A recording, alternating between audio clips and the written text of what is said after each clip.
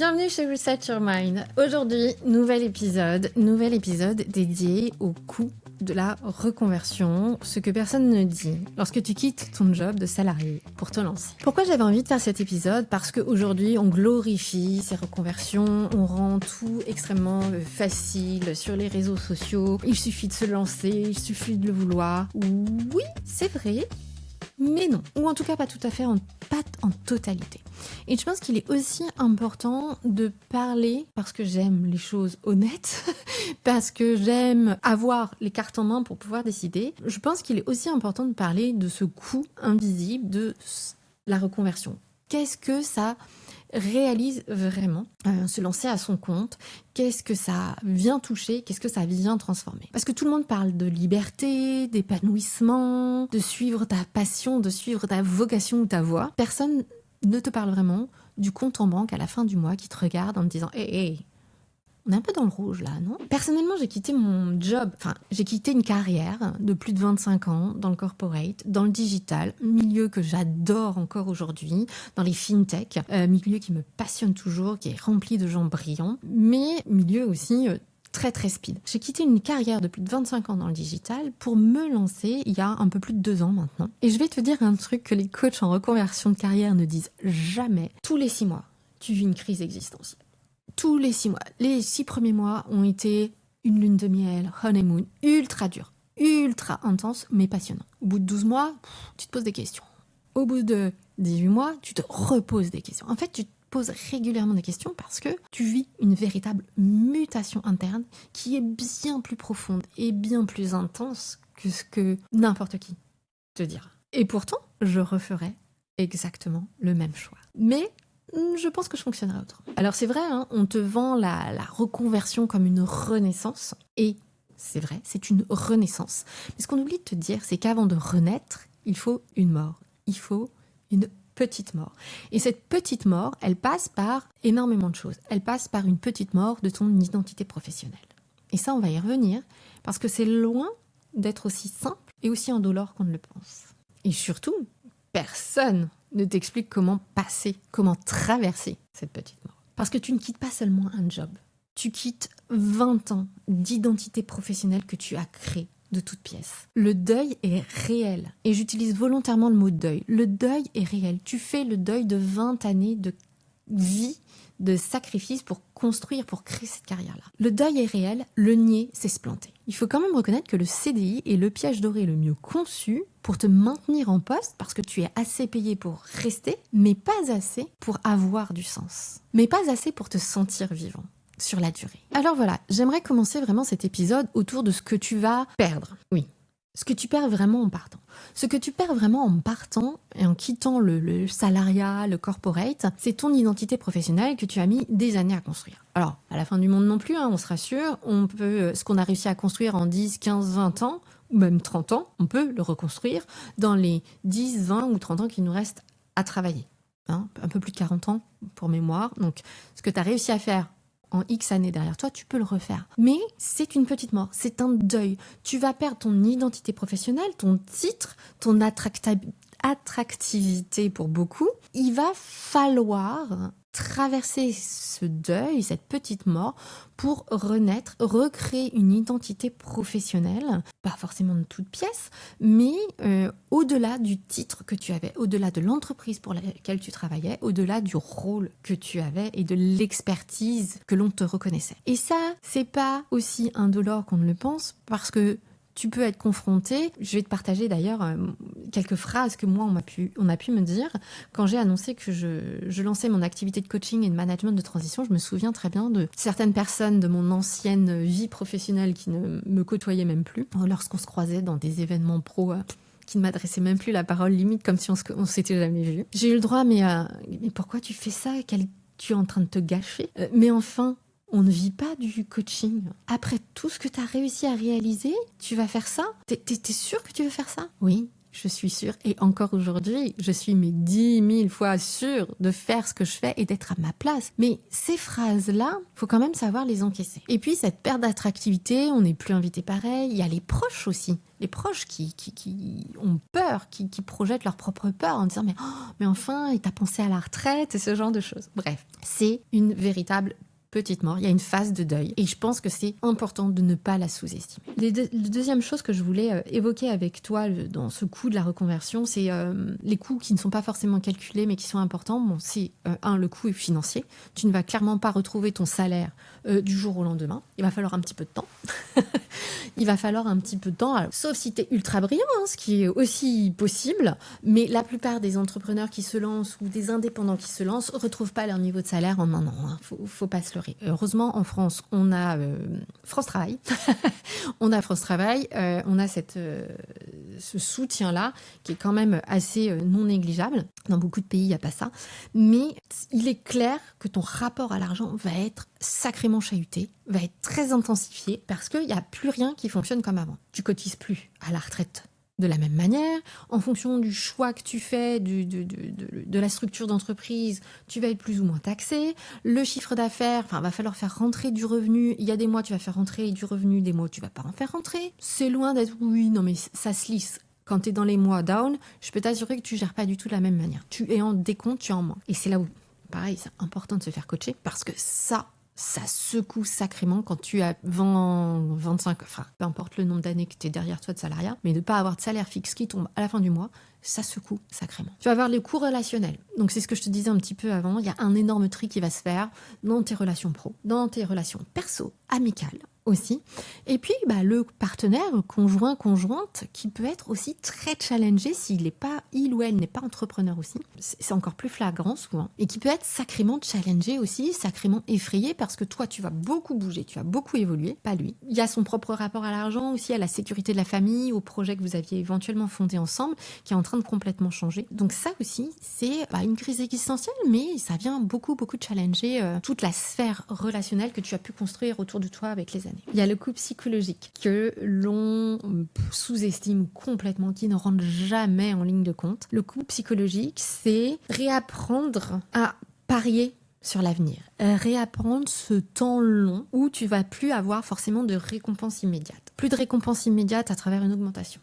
Plus de récompense immédiate à travers un job ou un père ou quelqu'un de l'entreprise qui dit « Ah, t'as bien bossé. Ah, c'était chouette ce que t'as fait à ce moment-là. » Tu n'as plus ces retours positifs. Tu n'as plus de reconnaissance externe. Donc, il va falloir aller chercher en toi, il va falloir réinventer ta propre échelle d'évaluation pour pouvoir alimenter ton carburant émotionnel et de continuer à être dans l'élan et continuer à être dans l'énergie positive. Et réapprendre à investir sur le temps long parce que forcément que tu ne vas pas avoir de résultats immédiats. Forcément que tu vas planter des graines et que ces graines, elles vont mettre du temps à prendre. Ces graines, elles ne vont pas toutes prendre. Et c'est capital de travailler sa relation au temps aussi et à l'investissement parce que ça va s'inscrire dans la durée. Et on ne court pas un marathon comme on court un 10 km. Pas la première fois que je le dis, mais je le répéterai jamais assez. Autre point à ne pas sous-estimer, c'est qu'à un moment ou à un autre, tu vas regretter. À un moment ou à un autre, on regrette tous et toutes. Ça nous traverse l'esprit,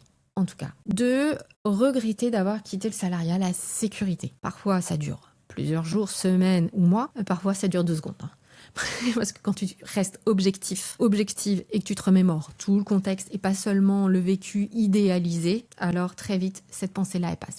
Mais tous les 6, 12 mois...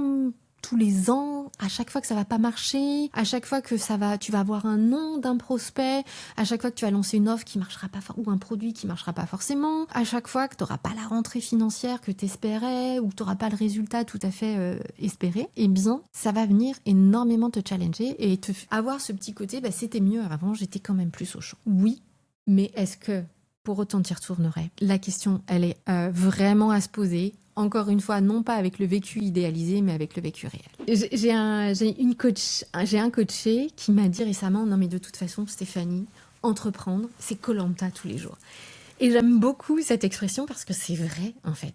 C'est koh-lanta tous les jours. Tu sais pas à quoi tu vas être mangé, tu sais pas ce que tu vas avoir à manger, tu sais pas quelles vont être les activités de la journée, tu sais pas quelles vont être les personnes sur qui tu peux compter, des personnes sur qui tu peux pas compter, etc., etc.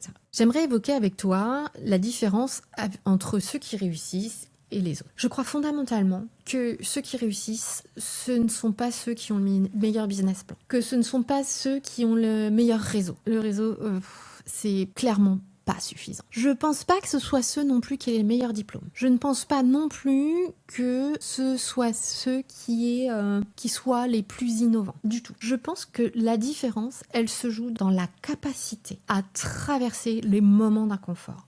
Je pense que ça se joue dans la capacité à y aller malgré tout.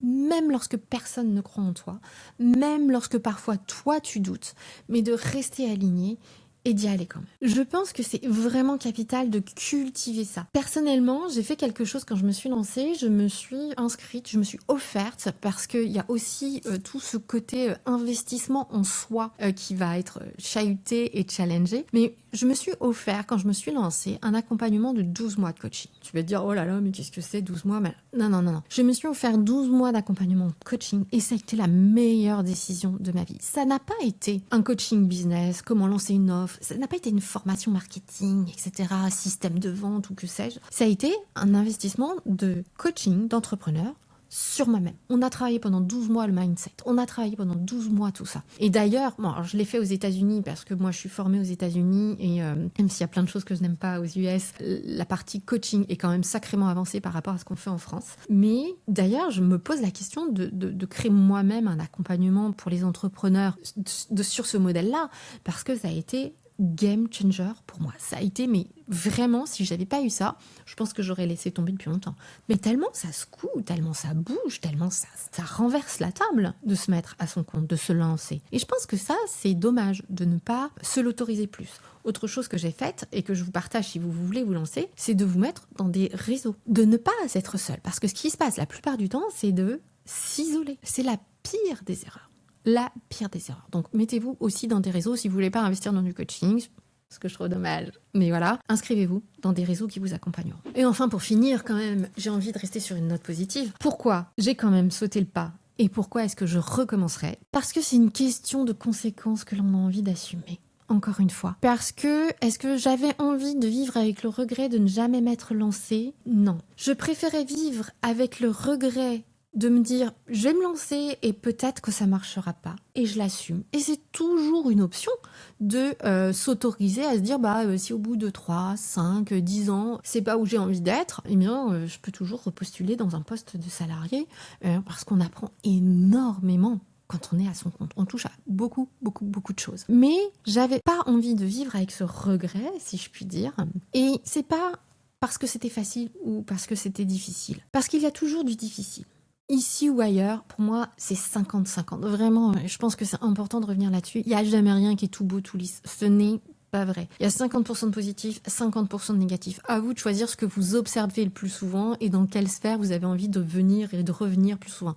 Mais factuellement, le poids, la charge des deux est la même. Mais une chose est certaine, c'est que le coup de rester dans quelque chose qui ne me comblait plus, qui ne me nourrissait plus intellectuellement ou qui était en décalage avec qui j'avais envie d'être, me semblait plus dur à porter que un potentiel échec. Et récemment, j'ai une coachée qui m'a dit « Mais qu'est-ce que toi, t'es le plus fier dans ta carrière d'avoir mené ?» J'ai créé des business dans plusieurs entreprises. Certains ont marché, d'autres pas marché, et certains ont vraiment très très bien marché. Ça fait de 0 à 100 millions par exemple. Certains ont été rentables au bout de 3 ans, alors que ça faisait des années que l'entreprise dans laquelle je bossais essayait de le lancer, ça marchait pas. Pas uniquement de moi, mais aussi de toutes mes équipes et du travail de mes équipes. Je suis très réaliste par rapport à ça, mais j'ai eu de très beaux succès. Et en fait, bizarrement, le mot qui est ressorti quand ma coachée m'a posé cette question-là, ça a été l'alignement par rapport à cette décision de me lancer à mon compte.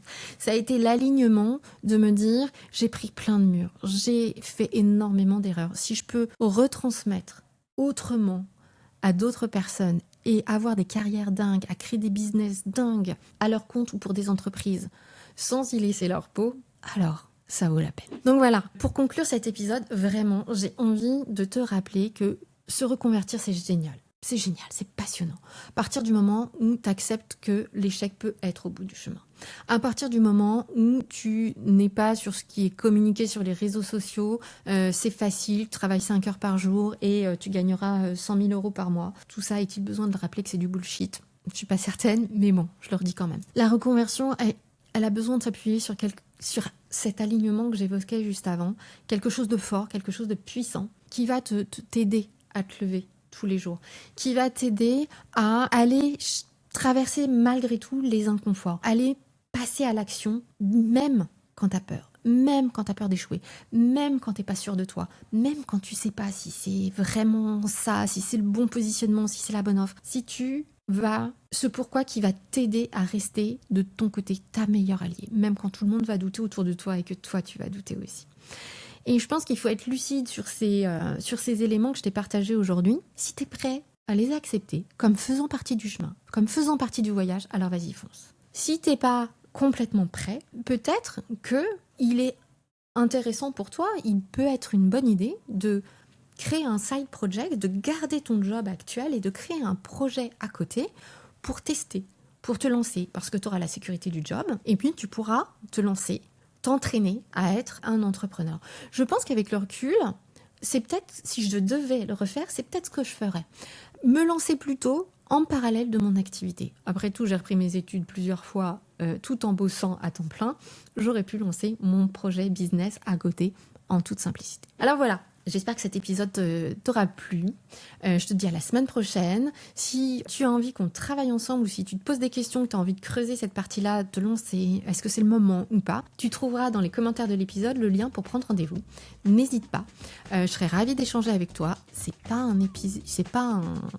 un rendez-vous découverte, hein. C'est un rendez-vous qui secoue. On rentre très vite dans le vif du sujet, mais je serais ravie de faire connaissance avec toi. À très vite.